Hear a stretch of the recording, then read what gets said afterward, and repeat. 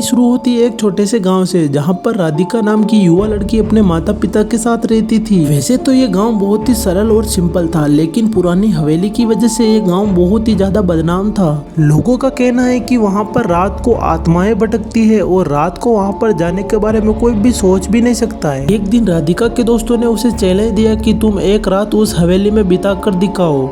राधिका ने यह चैलेंज स्वीकार कर लिया था, क्योंकि वो भूत प्रेत को नहीं मानती थी। राधिका अपने साथ एक टॉर्च और एक फोन लेकर हवेली की तरफ चल पड़ी। हवेली में घुसते ही उसे अजीब सी ठंडक महसूस हुई और हवेली में चारों ओर जाले और धूल जमी हुई थी। उसने एक पुराना कमरा चुना और वहां जाकर बैठ गई।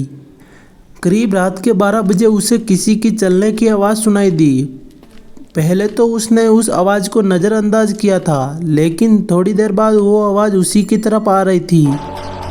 राधिका हिम्मत करके जिस तरफ से आवाज़ आ रही थी उस दिशा में चल पड़ी। उसे वहां पर एक पुराना शीशा दिखाई देता है, जिसमें एक लंबे बालों वाली सफेद साड़ी पहने एक औरत की परछाई दिखाई देती है। देखते ही देखते वो परछाई शीशे से बाहर आने लगी। राधिका के चेहरे पर जबरदस्त पसीना और उसकी दिल की धड़कन बहुत ही ज्यादा तेज हो गई। राधिका पीछे मुड़कर भागने लगी और भागते भागते उसके पैर में कुछ फंसा और वो नीचे गिर गई। राधिका ने जैसे ही पीछे मुड़कर देखा, वो औरत बिल्कुल उसके पास में ही खड़ी थी। उसकी आंखें खून की तरह लाल थी और उसके चेहरे पे एक भयानक सी हंसी थी। राधिका ने चीखने की कोशिश की, लेकिन उसकी आवाज बाहर नहीं निकली। अभी अचानक राधिका की माँ ने उसे झकझोर के उठाया। वो पसीने से भीगी हुई थी, लेकिन ये एक सिर्फ सपना था। यह सपना इतना वास्तविक था कि उसकी दिल की धड़कन अभी भी तेज धड़क रही थी और उसने एक प्रण लिया कि ऐसी चुनौती वो कभी भी स्वीकार नहीं करेगी। तो दोस्तों, अगर आपको ये स्टोरी अच्छी लगी हो तो लाइक कर देना और ऐसे ही हॉरर वीडियोस देखने के लिए चैनल को सब्सक्राइब कर देना। बाय।